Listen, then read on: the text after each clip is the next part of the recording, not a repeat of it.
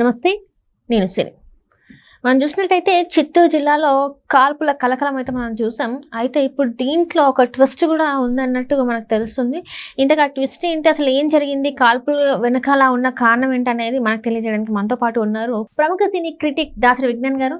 నమస్కారం అండి. నమస్తే సార్. ఇప్పుడు చూస్తున్నట్టయితే చిత్తూరులో కాల్పులు మనం చూసాము. రబ్బర్ బుల్లెట్స్ తోని కాల్చిన, గాల్లోకి కాల్చారు. అయితే ఇది ఏదైతే దొంగతనానికి వాళ్ళు ఏదైతే ముఠా ఉన్నారో వాళ్ళు కూడా ఏంటంటే వేరే వ్యాపారిని ప్లాన్ చేసిన ముఠా అని చెప్పేసి తెలుస్తుంది. సో ఏం జరిగి ఉంటుంది అసలు?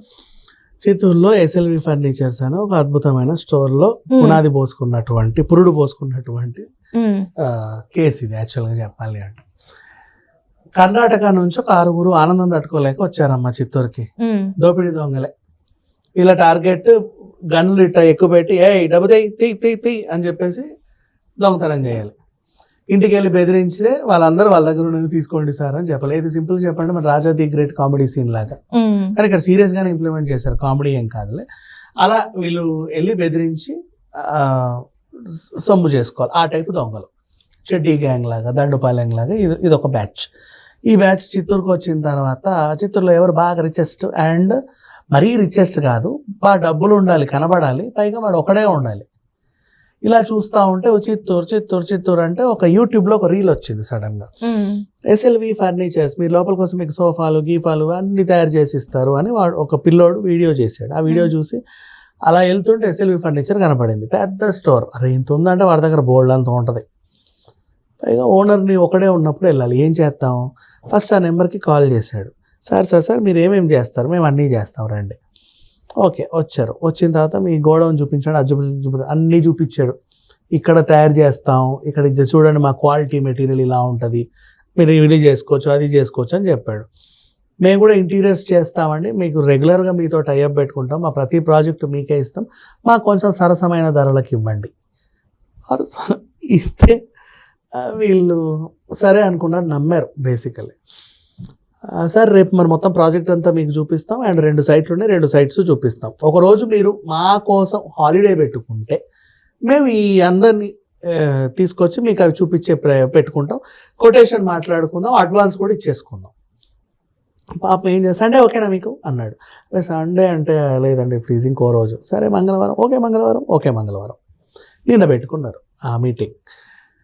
వీళ్ళు రానే వచ్చారనమాట. రాయ్యా కూర్చోండి. ఇప్పుడు చెప్పండి, యాక్చువల్గా మీకు ఏమేమి అనగానే అందరు గన్నులు పెట్టేశారు చుట్టూ. గన్నులు పెట్టేసి ఏం చేస్తున్నారు మీరు అంటే, డబుల్ తీ. అరే బాబు నా దగ్గర లేవు. ఇంత పెట్టుకుని నీ దగ్గర డబ్బులు లేవా అంటే, I want to tell you A sad story please SIT అన్నాడు. వాళ్ళు కూడా కూర్చున్నారు. అసలు ఏంటంటే, మీరు నిన్న గోడౌన్లో చూశారు కదా, మేము కార్పెంటర్లని పెట్టుకుంటాం నెల జీతానికి. వాళ్ళు ఒకసారి పోతే మళ్ళీ దొరకరు, చాలా కష్టం. నెల జీతాలకు దొరకరు, అందరూ సింగిల్ పనులు పెట్టుకుంటారు. అందుకని చెప్పి వాడికి పని ఇవ్వడానికి, అలానే కూర్చోబెట్టి కూడా శాలరీస్ ఇవ్వం. వాడికి ఊరికే పని చెప్పడానికి స్టూలో టేబుల్లో చేయించుకుంటాం రోజుకోటి. ఆ చండాలం అంతా ఇక్కడికి వస్తుంది. ఈ రోజు అమ్ముడు పోవు విచ్చలవిడిగా మీరు అనుకున్నట్టు. ఎవడో ఎప్పుడో సోఫా, ఎవడో ఎప్పుడో ఫాల్ సీలింగ్, ఎవడో ఎప్పుడో వాల్పేపర్ అట్లా వస్తారు. మాకు చూడ్డానికి మీకు బాగా కనబడుతుందండి ఈ గోడౌన్ అంతా నిండుగా. మా శాలరీలు, కరెంటు బిల్లు, రెంట్లు కూడా అదే లెవెల్లో ఉంటాయి, మిగిలేదు ఇంతే, అసలు అది కూడా మిగలదు. 3 months నుంచి లాస్ట్లోనే ఉన్నాం మేము. ఇది నా పరిస్థితి అంటే వీళ్ళందరూ అయ్యో మీకు అంత కష్టం వచ్చిందా అని ఏడ్చారు. మరి ఏం చేద్దాం? లేదు ఇంత కష్టపడి వచ్చినప్పుడు నిన్ను చంపేయాల్సిందే. మరి మా ప్లాన్ అంతా ఫెయిల్ అయింది. నీ బదులు ఇంకో దగ్గరికి వెళ్ళి గన్ను పెడితే కనీసం ఎంతో వచ్చేవి. నువ్వు 3 days మా టైం వేస్ట్ చేసావు. అసలు మేము కర్ణాటక నుంచి వచ్చాం. ఏ ఊరికన్నా వెళ్తే 2 daysలో పట్ వెళ్ళిపోయే వాళ్ళం మేము, కనీసం 4-5 దోపిడీలు చేసుకొని. నువ్వు మా టైం అంతా వేస్ట్ చేసావు, నీ దగ్గర ఎంత దోచుకోవచ్చు అని మేము అనుకున్నాం. అనగానే సరే మనం ఒక అండర్స్టాండింగ్కి వస్తాం, కూర్చోండి.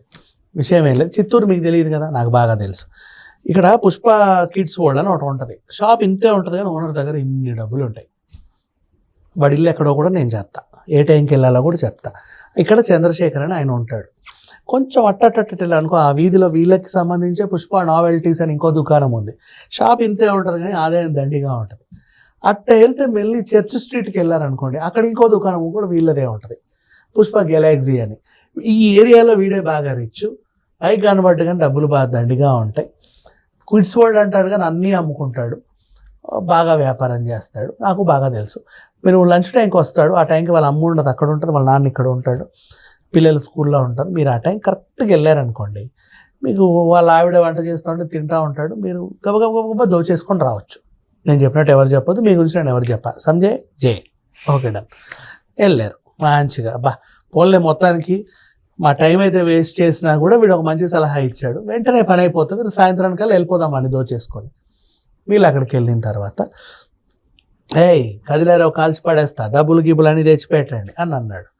అప్పుడే చంద్రశేఖర్ పాపం పైన ఉన్నాడు, చూసి కింద సిచ్యువేషన్ అర్థమైపోయి వెంటనే పోలీసులకు ఫోన్ చేసి ఓ పక్కకు పెట్టేశాడు. వీళ్ళ ఇది బాంబు పేల్ చేస్తాం, కాల్ చేస్తాం అంటే ఏది కాలుస్తావు నిజమా అంటే వాడు పైకి టిష్యూ అని 2 కాల్చాడు.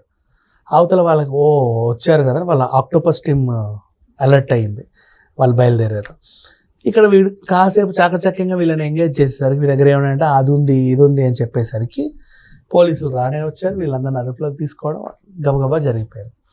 ఇప్పుడు అందరినీ వరుస పెట్టి కూర్చోబెట్టారు. ఒరే ఎక్కడి నుంచి వచ్చారు మీరు, ఎన్ని దోపిడీలు చేశారు చెప్పండి. లేదు మేము ఫ్రెషర్స్ మీ ఊరికి, ఇంతకుముందు ఏం చేసామో మీకు అనవసరం, ఇక్కడ మాత్రం ఏం చేయలేదు, డైరెక్ట్ ఇక్కడికి వచ్చేసి ఇదే. మరి ఇంత చాకచక్యంగా ఎలా వచ్చారు, అలా ఎలా తెలిసింది చెప్పండి 4 వీకితే అంటే ఎస్ఎల్వి ఫర్నిచర్ అని చెప్పాడు, ఇక్కడికి వెళ్తే పని అవుద్దని. వాడెందుకు చెప్పాడురా మీకు పని పట్టుకురండి, ఎరా వీళ్ళందరినీ మెయింటైన్ చేస్తున్నావా నువ్వు గ్యాంగ్ లీడర్వా, ఎంత ఇస్తావు వీళ్ళకి నెల జీతం, ఎక్కడెక్కడ దోచారు, ఎన్ని రాష్ట్రాలు తిరుగుతారు మీరు, అంతర్రాష్ట్ర ముఠాలా లేక ఇంటర్నేషనల్ ముఠాలా చెప్పండి. అవే లేదు సార్ అదేం లేదు, నేను నన్ను కాపాడుకోవడానికి చేశాను. ఏం కాపాడుకోవడానికి, అసలు వీళ్ళు ఫస్ట్ నన్ను టార్గెట్ చేయడానికి వచ్చారు, పాయింట్ బ్లాంక్లు ఇలా పెట్టేసరికి ఏం చేయాలో అర్థం కాక నన్ను కాపాడుకోవడానికి వీళ్ళకి వేరే టాస్క్ ఇచ్చాను వాడినని. మరి వాడి పేరు ఎందుకు చెప్పాను అంటే ఈ మధ్య బాగా సంపాదిస్తున్నాడు కొంచెం ఓకే సరే అయ్యింది ఏదో మొత్తానికి అయితే వాళ్ళ పేరు చెప్పేశావు.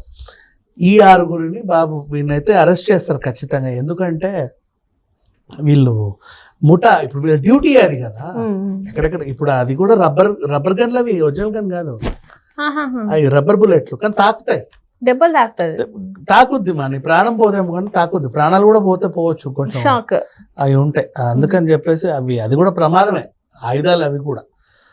సో పేలవు బట్ తాకుతాయి గట్టిగా, హనుమాన్ సినిమాలో గోలీలాగా అనుకో సింపుల్గా చెప్పాలంటే.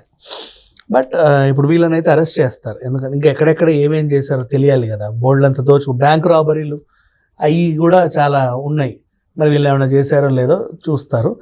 వీడికి మాత్రం శిక్ష పడుద్ది, బట్ అంటే పనిష్మెంట్ ఇచ్చి వదిలేస్తారు. అంటే ఇన్నోసెంటే, కాకపోతే ఏంటంటే మెడ మీద కత్తి పెట్టేసరికి ఏం చేయాలో అర్థం కాని సిచ్యువేషన్ లో ఇంకొకటి అడ్రస్ చెప్పాడు. Right sir, right, thank you so much sir.